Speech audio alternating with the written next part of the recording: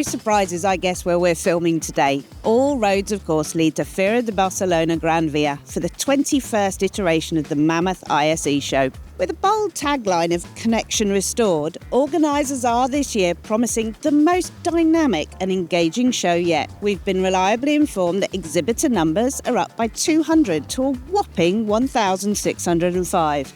And accommodating that growth means the show floor is already 20% bigger than last year. Much of that expansion will be down to this year's inclusion of Hall 8.1, accessed via the newly opened and conveniently located North Access Point. It's encouraging that the organisers have clearly listened to the feedback from the past few years regarding needing more entrance points, and this will definitely facilitate faster access to Halls 4 to 8, as well as the audio demo rooms in 8.0, which have been expanded to showcase a variety of manufacturers' new launches across the 20 rooms. And on the topic of feedback, clearly the concerns re crime and security that have grown in number and volume last year following thefts inside the Fira and in the vicinity have been taken on board, with organisers recently announcing that there will be an increased police presence in the city and also on the show floors. As we've come to expect from ISE, new initiatives and features abound in 2025, including the Innovation Park in Congress Square, the 1,000 square metre esports arena in Hall 8.1,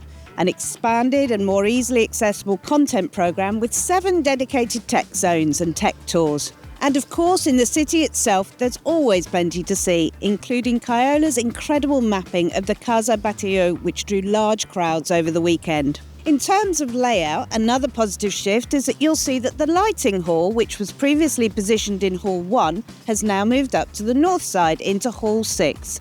Now conveniently situated across from the audio hall in 7. A much more logical move to now have lighting and audio adjacent when an increasing number of exhibitors are present in both segments. Returning to the stats, of those 1,600 exhibitors I mentioned at the beginning, 330 are designated new.